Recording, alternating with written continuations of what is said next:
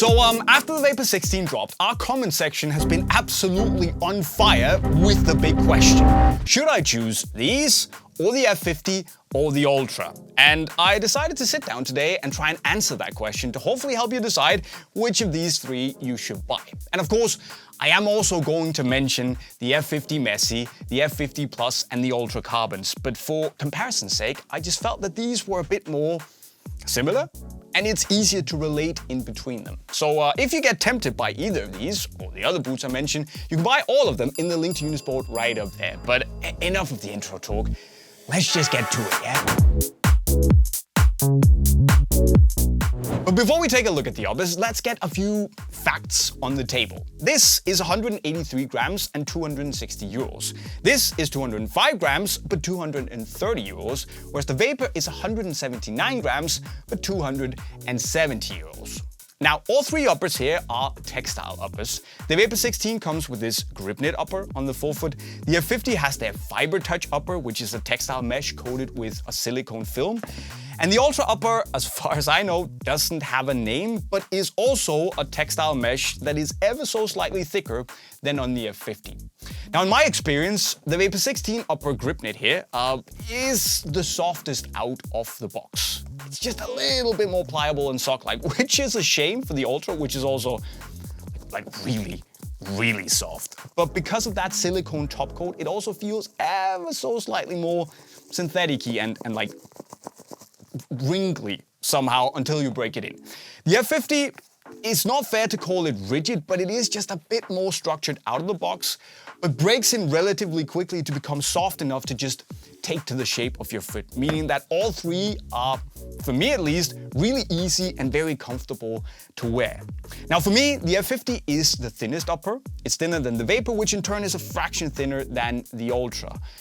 But I will say that all three, they just really adapt to the foot well, with a bit of breaking. And because of how soft the uppers are, finding the boot that fits me the best has been a little bit difficult because they're just so soft, they just adapt and they're really nice to wear. So instead I had to take a look at which boot matches the shape of my foot the best. And for me at least, that's the Vapor 16 marginally over the F50, because the Vapor just has a slightly more narrow and snug midfoot than the F50, which still has a pretty sculpted midfoot, but a slightly wider forefoot. And then for me, the Unisex Ultra Ultimate just has a bit more width to it, despite still of course being pretty sculpted with a low pointed toe box and all that. I do have a little bit of extra space in the F50 in the toe, and then again, a little bit more extra space in the Ultra, a little bit more extra space in the heel, but still all are pretty sculpted. And that sounds like a red flag if you have wider or flatter feet. But actually the good thing is that even in the more sculpted Vapor, I do have a little bit of extra space down here in the midfoot, meaning that for wider feet, there is some extra space to work with. Of course, with my narrowish foot, giving you the best option for a wide foot is kind of hard to do. But given how they fit me, I would probably look at the Ultra Ultimate first if you have that wide foot. It's just a bit more room to work with. But I also want to mention the tongues here, which on the Vapor 16 and the Ultra Ultimate is this one-piece knitted tongue construction that's really nice, very snug and one-piece and sock-like. So that's cool if you like that. But also, the way they fit is the way they fit, meaning that they don't give you the ability to adjust how tight or loose you want the laces and the tongue to be, as in the F50, where you get that classic U-throw tongue construction and the compression fit tongue that kind of wraps your foot. So if that's important to you, that adjustability, just keep that in mind. Another thing I want to mention is lockdown, where I do feel that the Ultimate does a slightly better job of locking you in and giving you that structured feel on the upper. Now the Vapors and the F50s aren't necessarily bad, I would say. They're not fantastic either, but I just felt the need to do the runner's lube a little bit more in these than I did in the Ultra. I also do it here, but you get where I'm going. And one final thing I want to mention is the size. And I sigh a little bit because I went through the size in all of them. Length in the Vapor, absolutely spot on. F50, absolutely spot on, except for a little bit of space out here that doesn't really matter. In the Ultra Ultimate though, I have a lot of extra space in the forefoot. It feels like they run half a size long, and I'm a little bit worried that going down half a size might feel too tight. So that's basically the biggest stumbling block for me to just completely, utterly love the Ultra here. And for me, a bit of a shame because I want to. So maybe it's better for you, but just now you know. But of course, since they're all speed boots, another important aspect is the outsole, where there is a bit of a difference. See, Ultra and F50 come with these slightly more regular plastic outsoles, whereas the Mercurial, of course, has the Zoom Air unit built into the forefoot. And from trying them a lot for a long time, I will say that the F50 feels like the slightly more mellow, balanced version, more focused on multi-directional movements with the rounded studs here. So a little bit more toned down. Whereas Ultra and Vapor feel more aggressive with their chevron bladed studs and their T-shaped speed track studs here. And I might even go as far as say, and I'll whisper this, Ultra feels a bit more aggressive than the Mercurial. Which I definitely did not expect before trying them out. So yeah. In terms of the snapback, I do feel that the F50 feels a little bit stiffer than the Vapor, which in turn is a little bit stiffer than the Ultra.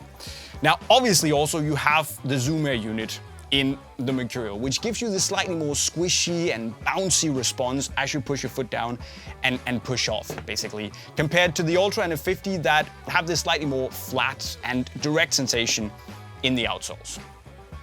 But of course, you might want it even more hardcore, which you can get by either getting the F50 Plus with the 2 Lightstrike Pro foam pods in the forefoot and this really stiff plate. However, I also find it a little bit too chunky and you'll be stuck with a laceless upper. Or you can get the Ultra Carbon, which is also mega freaking stiff and very responsive. The studs are even longer, and it means that it's probably only for those of you who wanted the most hardcore, that really, it's just a sick traction experience and the wildest that you can get, the most extreme, the most fun, if you're into responsive speed boots. The Ultimate is probably just a little bit more sensible in that regard. But common for all three is that they feel good, they feel fast. But for me, it's the Ultra Merc and then the F50. Don't shoot the messenger. And then we turn our attention from the soles to the touch on the upper, where, of course, all three are very thin, they're very sharp and nimble on the ball. But still, there is a pretty big difference. See, the F50 has their sprint web micro texture in here that's a little bit gritty, and you do feel that extra grip on the ball, but not in a sticky way. It's just there. It's not distracting, right? Whereas the Merc and the Ultra both have a slightly more sticky, wax-like sensation from the Grip Knit and the Grip Control Pro.